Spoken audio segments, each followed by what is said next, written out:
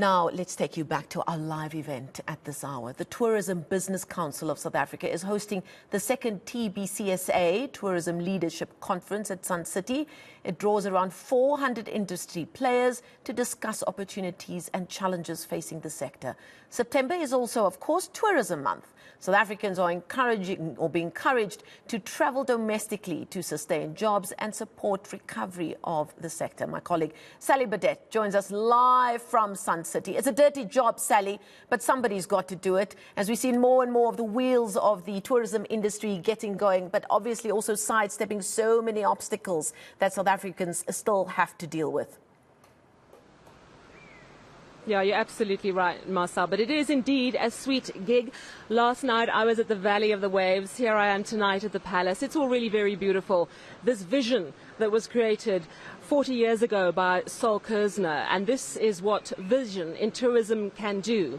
It is its own pretty much self-sustained village of tourism, and I have to say, it's beautiful. It hasn't gone to rack and ruin. It's up, it's thriving. There are people here, there are conferences happening. There is a lot of good stuff going down here at this conference and generally at Sun City. But the reality, Marcel, is we have challenges. And in the next hour, we're going to hear from the Tourism Minister about plans to deal with those challenges of crime and safety, of load shedding.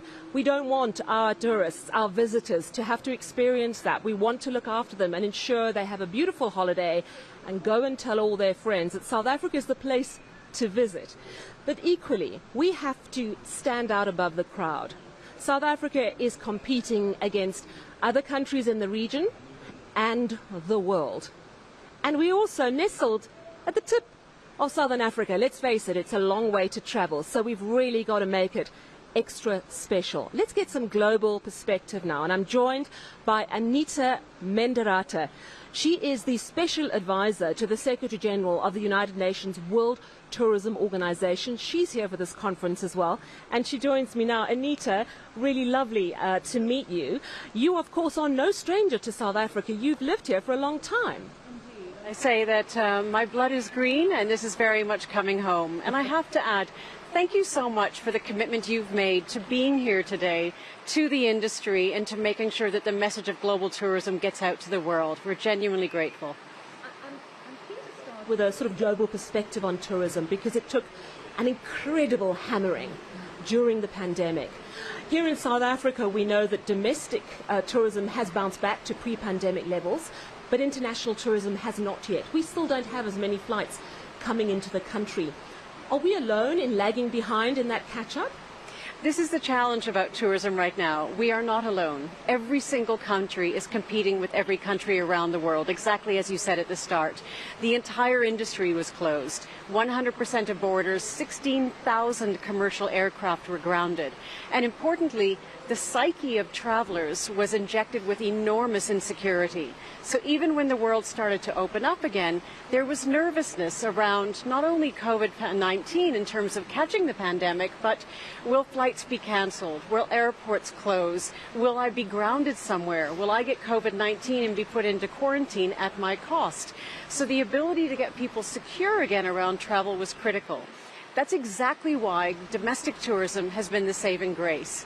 Not only did it unlock local supply chains, it helped people rebuild their confidence and stretch their muscles again after a long time of being told to stay away from one another. So every country in the world is competing, but South Africa is in a unique position of strength right now. Please tell me all about that, because we know about our problems. Indeed. And every country has its problems. Every country has its shadows. I think importantly, with all of us, you, me, everyone being kept away from the people and the places we love, the value of travel changed and the values of travel have changed. People want to now be able to connect more meaningfully. The Instagram photograph is not enough. They want to know that they're going somewhere where they're making an impact. They're going somewhere where they can feel connected to the local community. And they're going somewhere where they can truly feed that hunger and that need they've had to travel. We've established through the global pandemic that travel and tourism is not just about leisure and business. There's a mental health connection to it. By being locked down, it's not just the physical lockdown, it's the psychological lockdown. You missed someone somewhere in the world. You missed birthdays, anniversaries, weddings, funerals.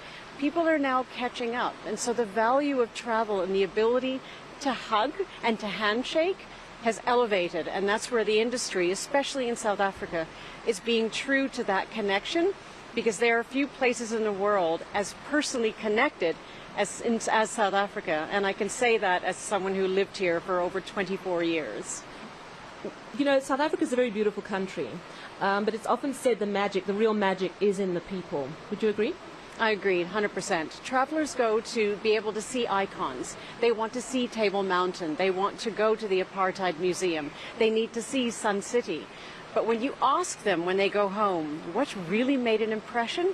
It's the South Africans. It's the South African story. It's the South African spirit. It's just hard to articulate that in a promotional campaign. That is very true. Equally, though, we have some very tough problems, and it unfortunately needs just one or two tough headlines for tourists to be rightfully scared. And just recently, the taxi strike in Cape Town, a British doctor was leaving the airport in Cape Town. He took a wrong turn off, and he was caught up in the middle of a violent strike, and he was shot dead in front of his family. This is the sort of headline, an utter tragedy and horror for his family, but can do such incredible, especially South Africa, to focus on share the work in progress. It's not about suddenly we've dealt with the energy crisis, suddenly we're safe. Nowhere in the world is safe. But you can commit to being taking care of travelers, recognizing that they are coming here nervous. Reassure them that you will do the best you can to take care of them through your hospitality, through your value of who they are as a visitor. That's vital. And that's where, therefore, especially with the energy grid challenges, load shedding, which has a direct impact on safety and security, we need to be honest about it. It's not we have these issues, yes, but we have beautiful nature and wildlife. Yes, but. There is no but. It's an and. We have all of this, and we are taking these issues seriously. Then people know, fabulous, no one's being obviously disconcerting and disrespectful of the concerns that a traveler might have. Yeah, no one's being laissez-faire about exactly the importance of safety. Equally, though, if someone's going to make the long trip to southern Africa, there are a number of other countries to choose from in our region that don't have the crime rate that we do. We do have an extraordinary coastline, but so do some of the other countries in the region. What are your top tips for the South African tourism market? You've spoken already about an approach around safety, but what are the top tips that South African tourist professionals need to onboard that perhaps they're not quite there yet? Indeed, and you've raised a really important point, so I think you're actually a tourism practitioner at heart. I think what's very important is recognizing don't compete with your neighbors, partner with them. So if someone is going to make the trip all the way down to Rwanda to see the gorillas, which is an exceptional lifetime experience, while you're in southern Africa, come to South Africa. While you're in South Africa visiting Botswana and being able to see what life is like on the Delta, come to South Africa. There's such a beautiful combination, especially for those long-haul travelers that we're trying to attract from the US, from Canada, from Europe and the UK. Invite them to experience the entire region, because ultimately growth is going to come by source markets, but exponential growth is going to come from inter-Africa and intra-Africa travel. Make use of your neighbors as ultimately partners, not competitors, and then everyone wins, because ultimately you don't want someone coming back here once. We want repeat visitation. You want year-round visitation. That's when you build an industry for the long run and truly sustainably. Let's circle back to airlines, and we know that our international flights are not back. They're not even halfway back to before the pandemic. That surely has to be a big stumbling block to getting tourists into South Africa. Indeed. Have we been particularly slow on this issue?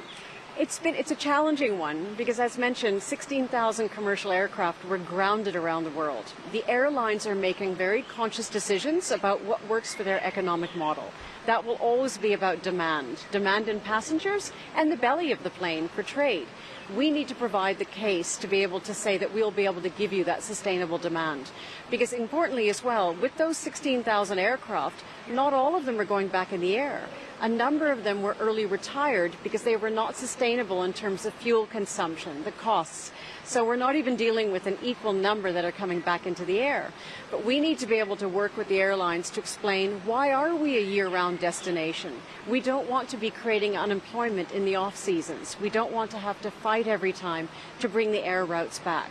So that's an important part. Equally as well, we've always had the long-haul travel.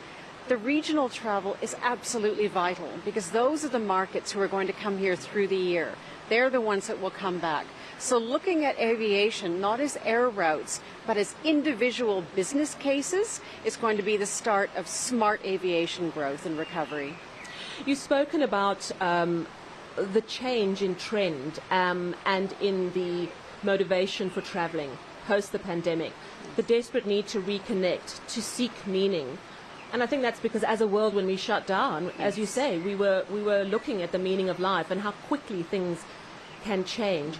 But let's speak a little bit about the potential of business, eventing. We know that our events side shut down and it was a massive blow. I know that here at Sun City there's 2, 3, 4 conferences on at any given time. Is that bouncing back as quickly as it should be?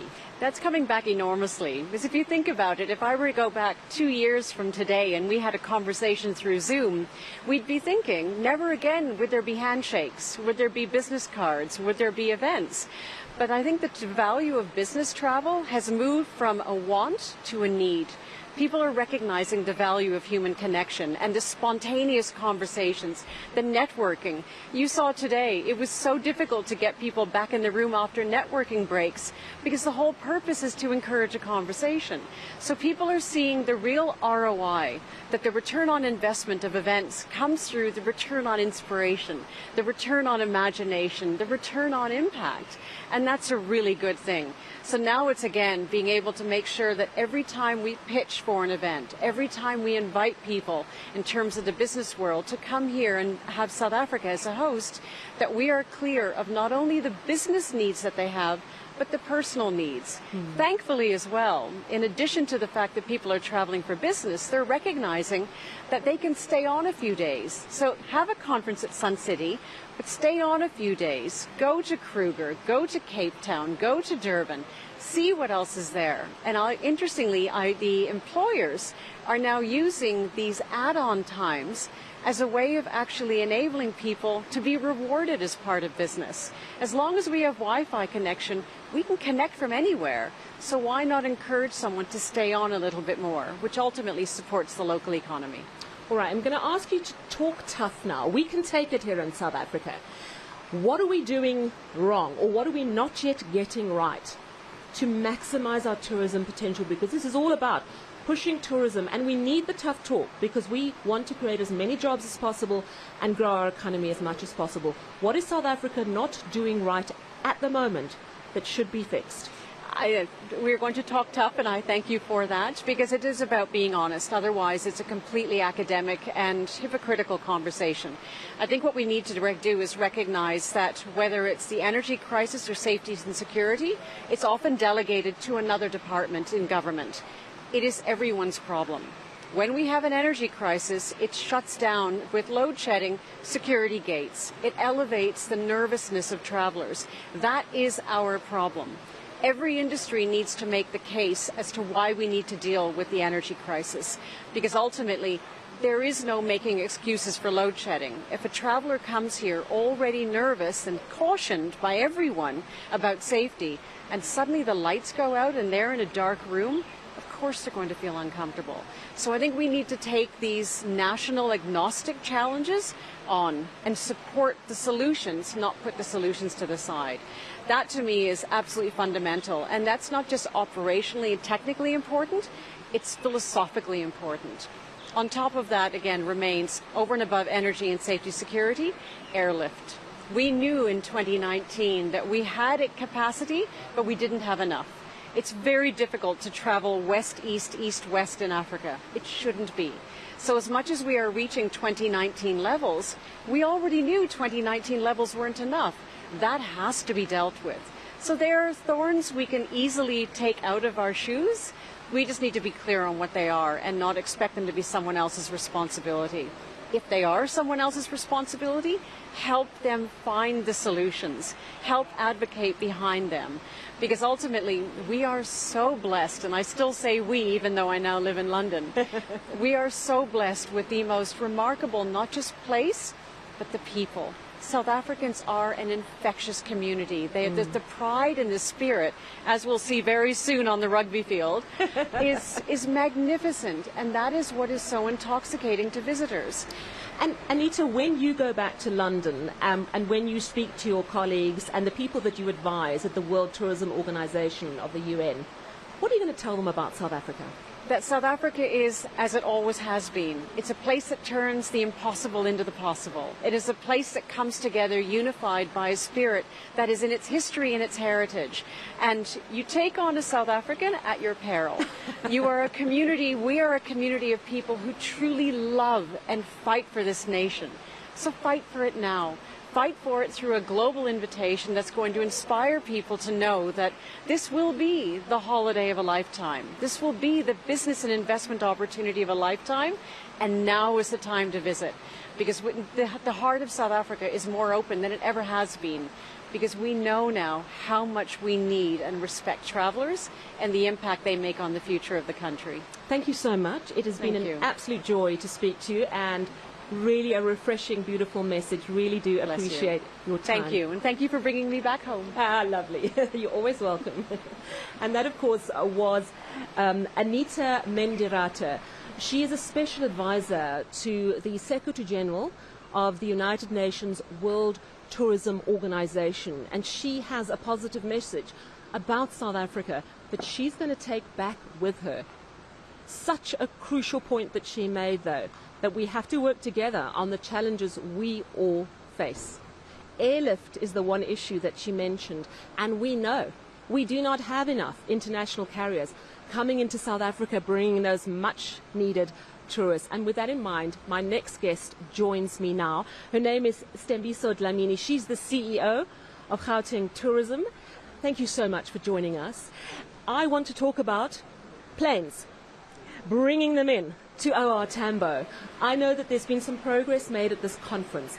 Talk to me about where we're at in terms of getting those international carriers to come back to South Africa, because the tourism minister has told me that currently we still have less than half the international travel coming in than we did before the pandemic. Sally, thank you so much for having me, and good evening. Airlift is a very important enabler to tourism growth, but not only to tourism.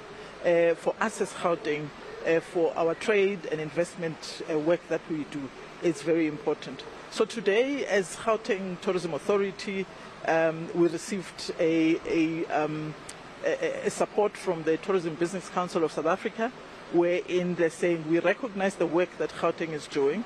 We recognize the role that Gauteng plays in the greater economy when it relating to tourism. Therefore, they want to boost us in terms of capacity and capability and funding to actually start recruiting for airlines.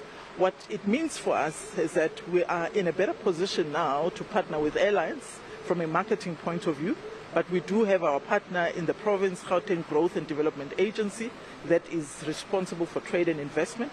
They themselves, have already put some funding, aside, so that at least when we go and recruit these airlines together with our partners, at least we've got something to put on the table. So I like the term recruiting an airline. Yeah. How do you actually do that? Do you simply take someone for a lovely lunch and say, we've got so many people who need to fly into South Africa from Spain, for example? How do you have that conversation? What do you actually discuss? And what do you use the money for? Of course, it is a huge lobbying process. You need government involved, you need private sector, and of course airlines have got, as well, look at other things that would actually give them the comfort levels that they would be running a viable route So, of course, it needs to make business sense for an airline. But as a DMO, a destination marketing and management organization, our role really is to say to the airline, we know that tourism plays an important role. We know that passengers also play an important role in actually ensuring that we can sustain your business. So we come in, we partner with you, we get into marketing agreements with airlines, we promote the route. If it's a new route, we promote it. I'll give you an example. Now we do know that South African Airways is going to fly Sao Paulo, Johannesburg route. So for us, that's a very important market, South America, or an important route. So what we'll do is we'll enter into a joint marketing agreement with SAA, wherein we put together packages working with private sector as well, the travel trade, and we put content out there to ensure that people know about this route and people can start booking it for sustainability point of view. And are you also hoping to attract tourists to Gauteng? Because Gauteng, and we love Gauteng, but it is, yes, it's the rich heart of South Africa. And Joburg, however, has got massive problems, as we know. How do we interest people in coming for a Joburg, Gauteng experience? So interesting enough is that our air access work is not just only international. We also focus on domestic. Because it's important for any destination or any country to be interconnected. So what we're doing with the work that we're doing on air access is also to position the likes of your Lanseria, Wonderboom Airport in Pretoria to start looking at domestic airlines. So attracting tourists into Gauteng is one of the things that we worried about as a province. We're known to be a business destination, but Sally, I think the most important thing is that when you look at the numbers of tourists coming into the country, Gauteng still have got that lion's share of all those arrivals because of the kind of business. But are they just in transit on their way to Cape Town? Not really.